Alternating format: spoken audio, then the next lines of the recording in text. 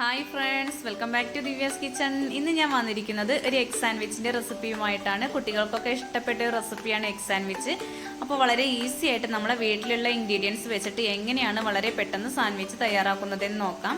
അതിനായിട്ട് ഞാനിവിടെ 4 slice bread എടുത്തിട്ടുണ്ട്. ഇനി ഇതിലേക്ക് വേണ്ട ഫില്ലിംഗ് ഒന്ന് റെഡിയാക്കി എടുക്കാം കേട്ടോ. ഞാനിവിടെ 4 സ്ലൈസ് ബ്രെഡ് എടുത്തിട്ടുള്ളൂ. കൂടുതൽ ആവശ്യമുണ്ടെങ്കിൽ കൂടുതൽ എടുക്കാം കേട്ടോ. അപ്പോൾ ആദ്യം തന്നെ ഒരു ബൗൾ എടുത്തിട്ടുണ്ട്. അതിലേക്ക് നമ്മൾ പൊടിയായി അരിഞ്ഞു വെച്ചിരിക്കുന്ന ഒരു സവോള അത് ചേർത്ത് കൊടുക്കാം. കുറച്ച് മല്ലിയില, നിങ്ങൾക്ക് തക്കാളിയുടെ ഫ്ലേവർ ഇഷ്ടമുണ്ടെങ്കിൽ അതും ചേർത്ത് കൊടുക്കാം കേട്ടോ. ടേസ്റ്റ് തന്നെയാണ്, പക്ഷെ ഇവിടെ കുട്ടികൾക്ക് തക്കാളിയുടെ ഫ്ലേവർ അത്ര ഇഷ്ടമല്ല, അതുകൊണ്ട് ചേർത്ത് കൊടുത്തിട്ടില്ല. ഇനി ഇതിലേക്ക് വേണ്ടത് 2 മുട്ട പുഴുങ്ങിയിട്ട് ഇതുപോലെ ചെറുതായി ഒന്ന് കട്ട് ചെയ്തെടുത്തതാണ്. അതും കൂടി ഒന്ന് ചേർത്ത് കൊടുക്കാം. എത്രത്തോളം ചെറുതായി കട്ട് ചെയ്യാൻ പറ്റുമോ അത്രയും ചെറുതായി കട്ട് ചെയ്തെടുക്കാം കേട്ടോ.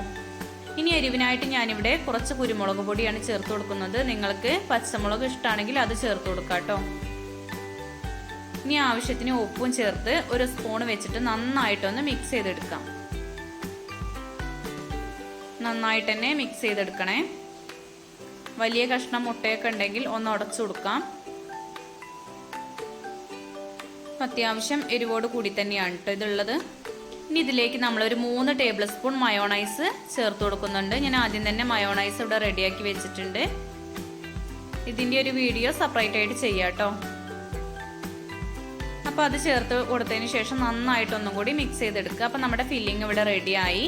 ഇനി നമ്മളൊരു ബ്രെഡ് എടുത്തിട്ട് അതിന് മുകളിലേക്ക് ഫില്ലിംഗ് എത്രത്തോളം വേണോ അത്രയൊന്ന് വെച്ച് കൊടുക്കുക. ഞാൻ കുറച്ച് കൂടുതലായിട്ട് തന്നെ വെച്ച് കൊടുക്കുന്നുണ്ട്. കുട്ടികൾക്ക് ഇവിടെ നല്ല ഇഷ്ടമാണ്, അതുകൊണ്ടാണ് കൂടുതൽ വെച്ച് കൊടുത്തിട്ടുള്ളത്.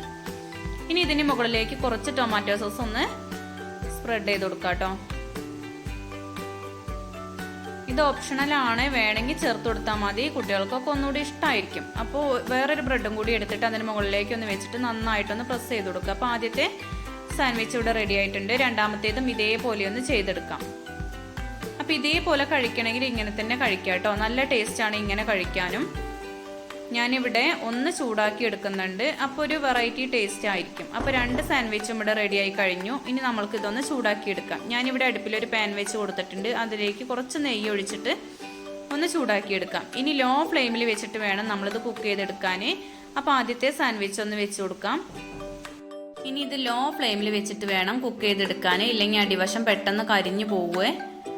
അപ്പോൾ ലോ ഫ്ലെയിമിലിട്ടിട്ട് ചെയ്തെടുക്കുക. അപ്പോൾ ആദ്യത്തെ വശം ഇവിടെ റെഡി ആയിട്ടുണ്ട്. ഒരു ഗോൾഡൻ ബ്രൗൺ നിറം ആവുന്നത് വരെ നമുക്കൊന്ന് ചൂടാക്കി എടുക്കാം കേട്ടോ. അപ്പോൾ ഏകദേശം ഇതിൻ്റെ അടിവശം നന്നായി മൊരിഞ്ഞു വന്നിട്ടുണ്ട്. ഇനി ഒന്ന് തിരിച്ചിട്ട് കൊടുക്കാം. തിരിച്ചിട്ട് കൊടുക്കും നമ്മുടെ ഫില്ലിംഗ് ഒന്നും താഴേക്ക് പോവാതെ നോക്കണേ. ഇനി ലോ ഫ്ലെയിമിൽ വെച്ചിട്ട് ഒന്നും കൂടി ഒന്ന് കുക്ക് ചെയ്തെടുക്കാം. അപ്പോൾ ആദ്യത്തെ എഗ് സാൻഡ്വിച്ച് ഇവിടെ റെഡി ആയിട്ടുണ്ട്. അടുത്തതും ഇതേപോലെ തന്നെ ചെയ്തെടുക്കുക. അപ്പോൾ ഇന്നത്തെ സിമ്പിൾ എഗ് സാൻഡ്വിച്ചിന്റെ റെസിപ്പി എല്ലാവർക്കും ഇഷ്ടപ്പെട്ടു എന്ന് വിചാരിക്കുന്നു. ഇഷ്ടപ്പെട്ടുവെങ്കിൽ ഒരു പ്രാവശ്യമെങ്കിലും ഒന്ന് ട്രൈ ചെയ്തിട്ട് ഫീഡ്ബാക്ക് കമന്റ് ബോക്സിൽ അറിയിക്കാൻ മറന്നു പോകരുതേ. ഇന്നത്തെ റെസിപ്പി ഇഷ്ടപ്പെട്ടുവെങ്കിൽ ലൈക്ക് ചെയ്യുക, ഷെയർ ചെയ്യുക, അതുപോലെ സബ്സ്ക്രൈബ് ചെയ്യാതെ കാണുന്നുണ്ടെങ്കിൽ ഒന്ന് സബ്സ്ക്രൈബ് ചെയ്ത് സപ്പോർട്ട് ചെയ്യുക. താങ്ക്